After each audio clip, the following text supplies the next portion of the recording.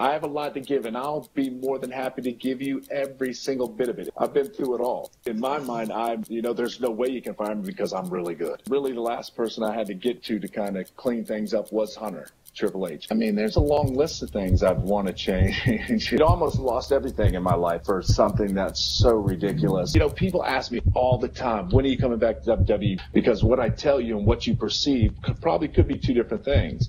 Are you afraid? Is your family afraid that if you do go back, that there is a chance that you will revert back to the old Billy Gunn?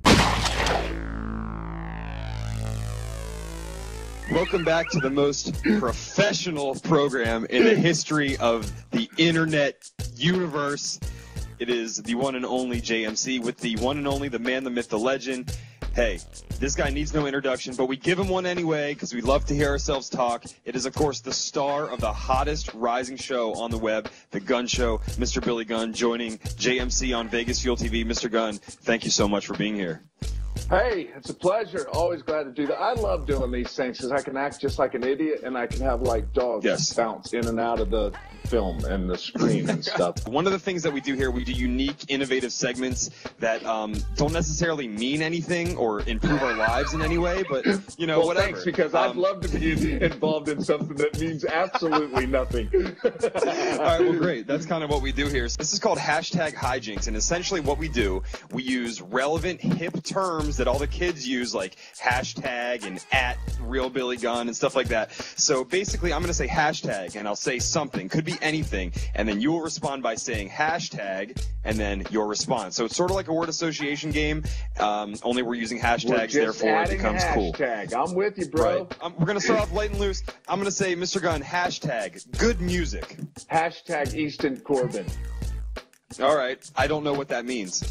Of you can course, go into a little bit of detail. You're not a country fan. No, I am a country fan, but I only know what comes on, like, pop country radio, but I'm probably not. Are they like a more twangy style, older stuff? He. That's one guy. Okay, let's go there. Here, let me do something that you'll know. Hashtag George Strait. Yes, George Strait. Okay, very good. Yes, okay, there you go. The troubadour. Very good. Very good. Not bad. Just because I dress like I'm going to rob a liquor store doesn't mean I actually listen to nothing but hip-hop, all right? All right, so you get a point for that. The points mean absolutely nothing, by the way. Nothing. So, but exactly. 1 point nonetheless. One fictitious like point. Like all my wins over The Rock, they meant absolutely nothing. Go ahead. Anyway, hashtag. Hashtag a perfect day. Hashtag Family Day. All right, now what is that in? Oh, God, I got to explain that. Okay, every Tuesday we have Family Day. I will. I don't mind. Well, yeah, we want to pry into your personal life. Day. Tuesday is Family Day around my house. My sister, my wife, my kids, sometimes when they're, they want to see their dad because they're all off doing their own things. We have Family Day where we just sit out the pool, hang out, we do lunch, we just kind of hang out and just do really nothing. We just kind of spend time with each other. That's beautiful. The two female viewers that we have now are like in love with you.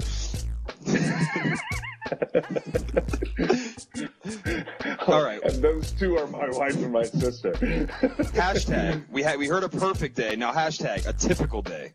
Hashtag workout. Because I know a lot of people often ask me, so I can only imagine how often they ask you, what is Billy Gunn's workout regimen? How often? How much cardio? All this and that. So we're going to get into that a little bit. So, if next time you see me in person, Billy, I look exactly like you and I'm chiseled and, etched of granite or marble. Thank you for that. But that's why I have sugar-free Vegas Fuel. So yeah, you're welcome. My favorite. All right, hashtag worst movie ever. And I don't mean necessarily one that's just obviously terrible, like The Marine. I'm talking one that's like you thought would be good, but is like just disappointing. You just took it from me. Oh, damn it, I knew it. Every guest I have that I say that just says I took it, even the ones who haven't seen it. Hashtag Marine. And let me give you a good reason why. Because my wife is a huge... Okay, if you know my wife, some people know my wife, some people don't. She hates wrestling, hates it. But she is in love with John Cena. She loves John Cena, just like most of the billions of people around the world do. So we couldn't wait for the movie to come out. She goes, come on, let's go see it. We can't wait. She walked out 10 minutes in. Now, if my wife walks out, that's Whoa. a bad movie. Yeah. Hashtag WWE Tag Division. Hashtag bring back the New Age Outlaws. Woo! There it is. Couldn't have said that one better myself. Can we give 10 hashtag points for that? I'm asking the judges who don't exist. They say no, but the 5 is fine. All right. Now I don't want to alienate some of the some of the fans here, but it just might. Hashtag U.S. government. Hashtag who gives a flying rat's butt. We talked a little bit earlier with the hashtag let's not just go over that you have now changed wardrobe into a Dolph Ziggler shirt. Oh, so let's not skip over that. Okay. There you go. I came to show off, and I came to show the world. That's it. That's why I'm here. I dig it. So Billy, what? I don't know that you have a lot of time to yourself, but when you are, hanging out at the house with the family and stuff, what are some TV shows that you'd like to watch, or that you TiVo or DVR? Okay, I thought you'd never ask. Number 1, General Hospital. Go ahead. I see a bewildered look on your face. Go ahead. That's cool. That's cool with me. General Hospital. True Blood. What else? Me and my wife. Desperate Housewives. It's over now, though. We watched that. Yeah. The Bachelor and the Bachelorette. Yep. Which is getting really horrible now. I can't stand it. Well, that's because you kicked off Ryan, and he was such a good-looking guy. He was awesome. He was awesome.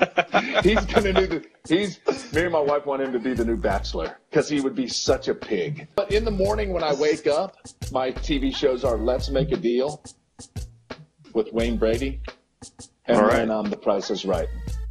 And then I go to the gym because in between all that, I drink my coffee and talk to my wife and eat breakfast. Then I go to the gym afterwards. I never heard of coffee. I don't know what that is. So that's my after coffee going to the gym drink.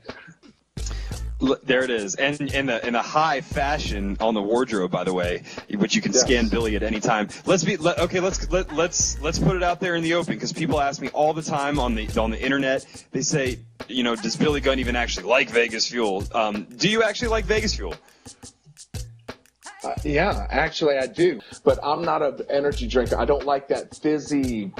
It feels like as it goes down, your stomach just goes out and out. It's just very filling. But I mean, the Vegas Fuel is different. I mean, but the sugar-free is awesome. I can actually drink that whole can. Yeah, and I do like it. Honestly, I do. And I've given some to my sister and some people around here, and they like it too.